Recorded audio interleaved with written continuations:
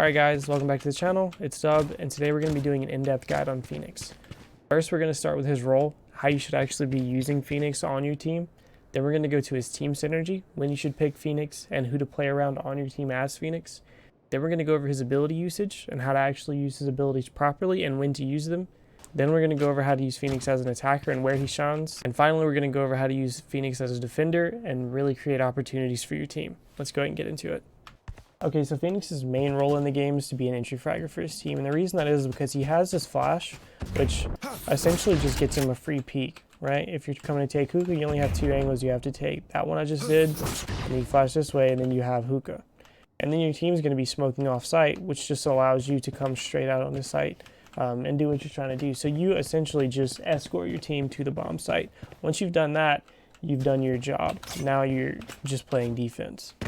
Okay, so the secondary role that Phoenix actually does really well is to be either a lurk or a flank for your team. And I would say a flank for the most part, just because you want to be playing more aggressive, because you're so safe as Phoenix with your flashes.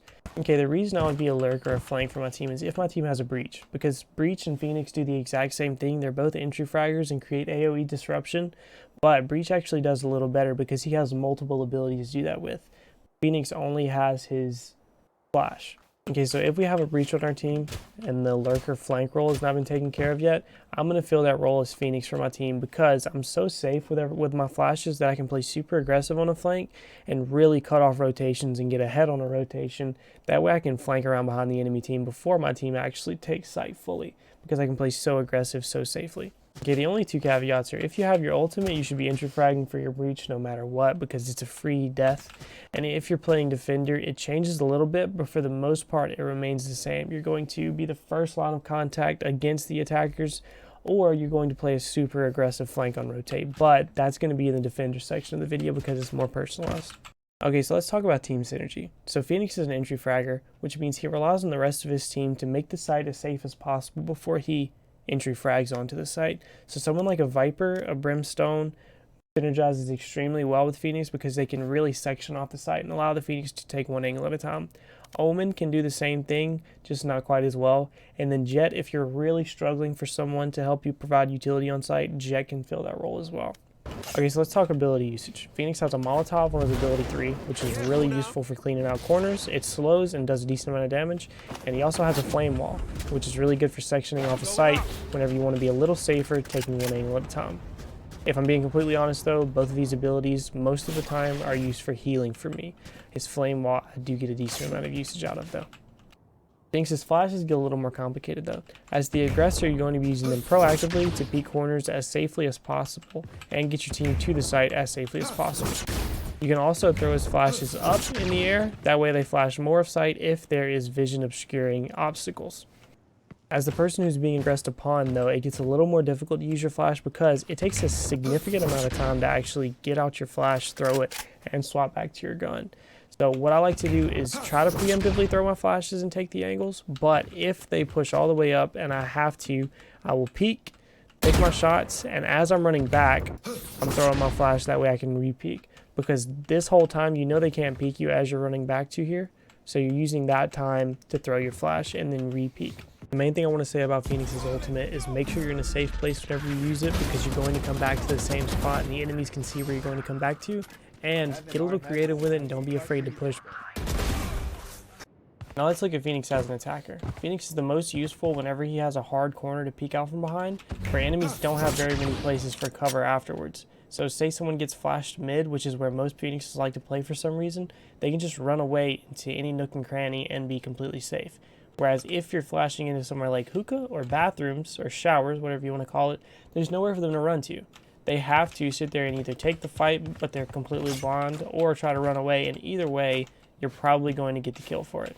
The other biggest tip when playing Phoenix as an attacker is you want to make sure you get your flashes high up on site. That's the most important thing because whenever you're taking a site, people are hiding behind things. Like someone's hiding behind here, someone's hiding behind here, maybe they're coming out of U-Haul.